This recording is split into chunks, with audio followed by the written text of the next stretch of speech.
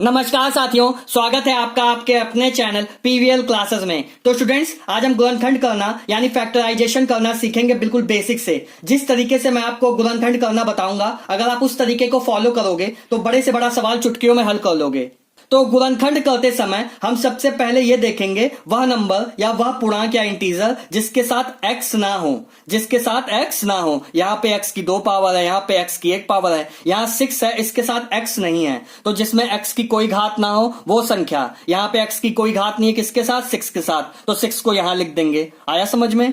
फिर हम लोग इसके बाद देखेंगे एक्स स्क्वायर के साथ क्या नंबर लिखा है। एक्स स्क्वायर के साथ यहाँ कोई नंबर नहीं है, तो हम अगर इसमें ये लिख दें 1 इंटू एक्स स्क्वायर तो कोई फर्क नहीं पड़ेगा। तो जब एक्स स्क्वायर के साथ कोई नंबर नहीं होगा तो हम लोग क्या समझेंगे कि वहां पे 1 मौजूद है। तो एक्स स्क्वायर का गुणज हम लोग लिख देंगे। इतना आया समझ में? अब हम लोग इन दोनों का मल्टीप्लाई करा देंगे। क्या करा देंगे? मल्टीप्लाई करा देंगे। 6 इंटू 1 क्या आ जाएगा? 6। सबसे पहले हम लोग देखेंगे वह संख्या जिसमें x की कोई पावर नहीं हो, उसको लिख लेंगे। फिर देखेंगे एक्स स्क्वायर के साथ क्या नंबर है, उसको लिख लेंगे। फिर इन दोनों का मल्टीप्लाई करा देंगे। इतनी बात समझ में आई? अब हम लोग देखेंगे x का मल्टीपल। क्या? x का गुणज क्या है? तो यहाँ x का गुणज क्या है? 5 है। 5x आया समझ में? x का गुणज क्या है? यहाँ पे 5 है। तो x के गुणज को हम लोग यहाँ पे लिख देंगे, x का मल्टीपल लिख देंगे। ये कितना है? 5 है।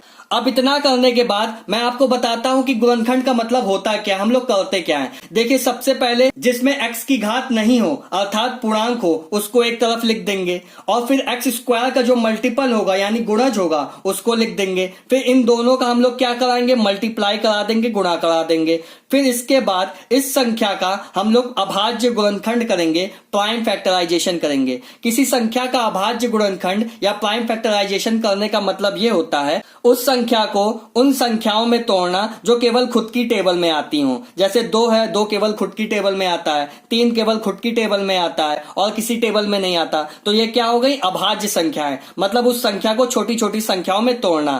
फिर हमारा अगला प्रोसेस ये होगा कि इस संख्या को तोड़ने के बाद हम ये देखेंगे कि x का जो गुणज होगा, x का जो गुणज होगा यानी x का मल्टीपल जो होगा वो क्या इन संख्याओं को जोड़ने पर या घटाने पर ये x का गुणज आ रहा है। फिर से इन दोनों का मल्टीप्लाई किया, मल्टीप्लाई करके अभाज्य गुणनखंड किया यानी प्राइम फैक्टराइजेशन किया। फिर हम लोग ये देखेंगे जो x का गुणज हमारा दिया हुआ है, जो गुणनखंड हमने किया है इन संख्याओं का, उनको जोड़ने या घटाने पर x का गुणज आ रहा है। अगर आ जाएगा तो हमारा फिर फैक्टराइजेशन हो जाएगा। यही प्रोसेस है। तो चलिए आगे सॉल्व करते हैं। अब यहां से ध्यान से देखिएगा। अब हम लोग क्या करेंगे? 6 का अभाज्य गुणनखंड करेंगे। क्या करेंगे? अभाज्य गुणनखंड यानी प्राइम फैक्टराइजेशन। अभाज्य गुणनखंड का मतलब यह होता है कि ऐसी टेबल्स में तोड़ना किसी भी नंबर को जो नंबर्स केवल खुद के पहाड़े में आते हैं या टेबल्स में आते हैं। जैसे मैं इसको 6 को 2 इंटू 3 लिख सकता हूं, 2 इंटू 3। अब आप ये देखिए, 2 भी केवल खुद की टेबल में आता है या 1 की टेबल में आता है, 3 भी केवल खुद की टेबल में आता है और 1 की टेबल में आता है। तो ये इसके क्या हो गए? प्राइम फैक्टराइजेशन हो गए, अभाज्य गुणनखंड हो गए। इतना आया समझ में? 6 का हम लोग क्या करेंगे? सबसे पहले प्राइम फैक्टराइजेशन करेंगे, मतलब अभाज्य गुणनखंड करेंगे। मतलब उन संख्याओं में 6 को तोड़ लेंगे जो केवल खुद की टेबल में आती हो और या 1 की टेबल में आते हो। तो 2 और 3 हो गया। अब हम लोग देखेंगे क्या 2 और 3 को जोड़ने पर 5 आ रहा है? हाँ, 2 और 3 को जब हम लोग जोड़ेंगे तो 5 आ रहा है। तो यही इसके क्या हो गए? गुणनखंड हो गए। इतना आया समझ में? ये देखिए, अब मैं आपको गुणनखंड करना सिखाता हूं। एक्स स्क्वायर हो गया। अब हमने अभी इसका अभाज्य गुणनखंड किया है। अब हम लोग क्या करेंगे? 5 को 2 प्लस 3 लिख देंगे। 5 को 2 प्लस 3 लिख सकते हैं ना? तो यहां पे हम लोग 5x की जगह क्या लिखेंगे? 2 प्लस 3। ये इसके क्या हो गया? प्राइम फैक्टराइजेशन हो गए। x हो गया, ठीक है, प्लस 6। अब हम लोग क्या करेंगे? अगले स्टेप में x का मल्टीप्लाई ब्रैकेट में करवा देंगे। तो ये एक्स स्क्वायर हो गया। 2 का x में मल्टीप्लाई कराएंगे, क्या हो जाएगा? 2x। 3 का x में मल्टीप्लाई कराएंगे, क्या हो जाएगा? 3x plus 6। अब हम लोग क्या करेंगे? सबको तोड़ लेंगे। यहां पे एक्स स्क्वायर को मैं x इंटू एक्स लिख सकता हूं, इसको 2 इंटू एक्स लिख सकता हूं, 3 इंटू एक्स लिख सकता हूं, और यहां से क्या करेंगे? 2 इंटू 3 लिख सकते हैं इसको। अब देखिए, अब इन दोनों में कॉमन क्या आ रहा है? इन दोनों में कॉमन आ रहा है x। क्या आ रहा है कॉमन? x। तो x कॉमन ले लिया हमने, तो यहां क्या बचा? केवल यहां पे एक x कॉमन ले लिया, तो यहां क्या बचा? x बचा। यहां पे क्या बचा? केवल 2 बचा। अब यहाँ पे क्या कॉमन आ रहा है, 3 इंटू एक्स 2 इंटू 3, यहाँ पे 3 कॉमन आ रहा है, तो यहाँ पे क्या करेंगे 3 कॉमन ले लेंगे, तो ये क्या हो गया x यहाँ पे बचा, इस वाले में केवल x बचा, इधर क्या बचा 2 बचा।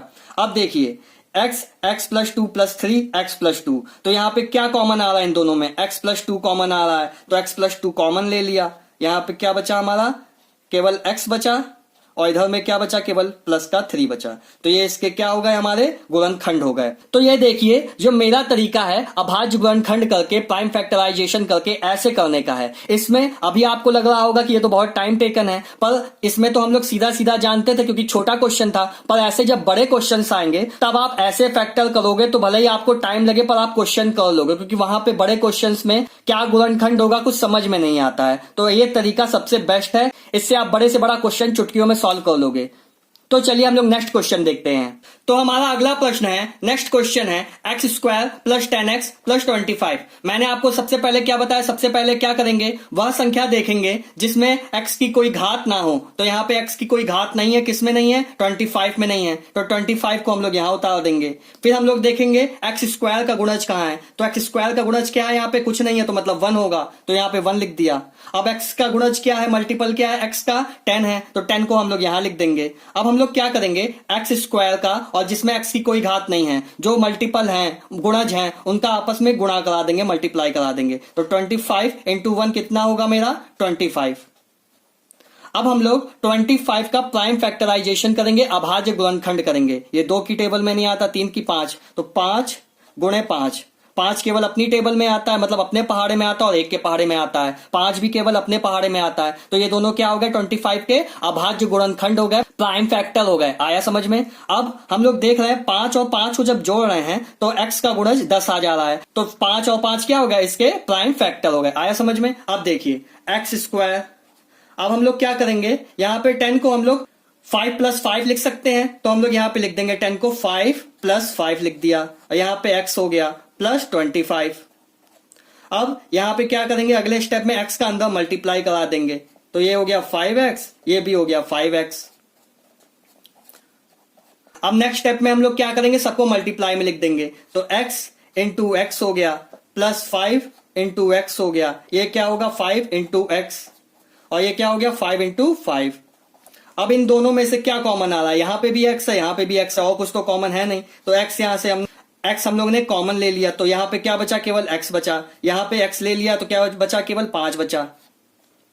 अब यहाँ देखिए यहाँ पे x है, यहाँ पे तो x नहीं है, यहाँ पे 5 है, यहाँ पे भी 5 है, तो यहाँ से 5 कॉमन आ जाएगा, तो ये क्या हो गया x प्लस 5 बचा, यहाँ पे 5 कॉमन ले लिया तो यहाँ पे केवल x बचा, यहाँ पे क्या बचा केवल 5 बचा। अब देखिए x plus 5 plus 5x plus 5, इन दोनों में कॉमन क्या आ रहा है, इन दोनों में कॉमन x प्लस 5 है, तो x प्लस 5 हम लोगों ने क्या कर दिया कॉमन ले लिया, तो यहाँ पे क्या बचा केवल x प्लस 5 बचा।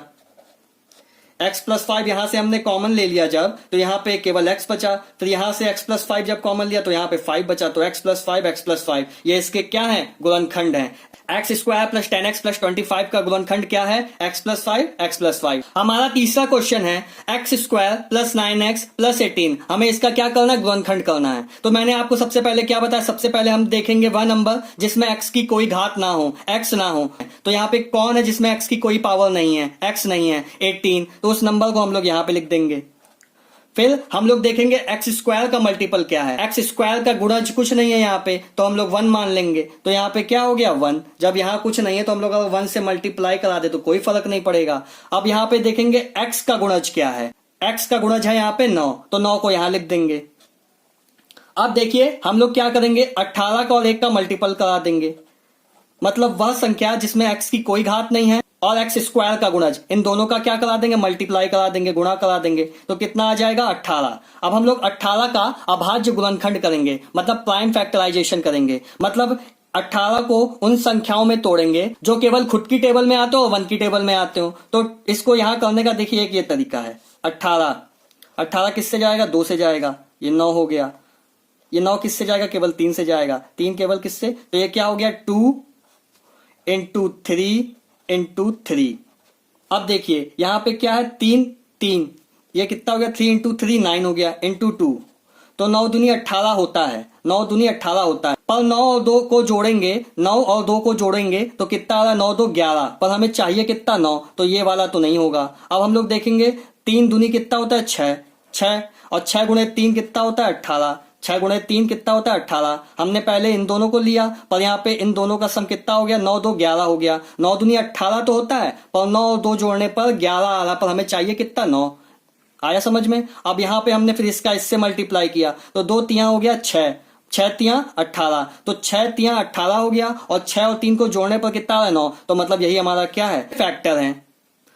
तो हम लोग यहाँ लिखेंगे एक्स स्क्वायर प्लस कितना, 9 को हम लोग क्या लिख सकते हैं, 6 प्लस 3 लिख सकते हैं, तो 6 प्लस 3 ये हो गया एक्स प्लस 18। अब हम लोग क्या करेंगे अगले स्टेप में, एक्स स्क्वायर, एक्स का अंदर मल्टीप्लाई करा देंगे, 6x प्लस 3x प्लस 18।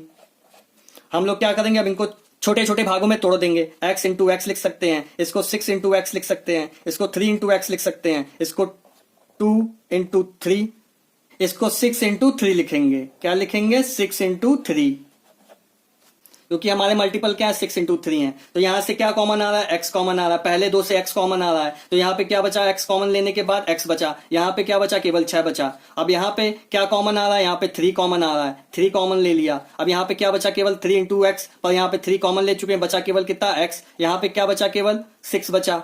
अब x plus 6 plus 3x plus 6, इन दोनों में कॉमन क्या आ रहा है, x प्लस 6 हमने क्या किया, कॉमन ले लिया, बचा कितना x प्लस 3, यही इसका क्या है, गुणनखंड है। तो स्टूडेंट्स नेक्स्ट वीडियो में हम लोग मिलेंगे और टफ क्वेश्चंस के साथ, नेक्स्ट टाइप के साथ। तो अगर आपको वीडियो अच्छा लगा हो या कुछ नया सीखने को मिला हो तो चैनल को सब्सक्राइब कीजिएगा, वीडियो को लाइक कीजिएगा। Thank you.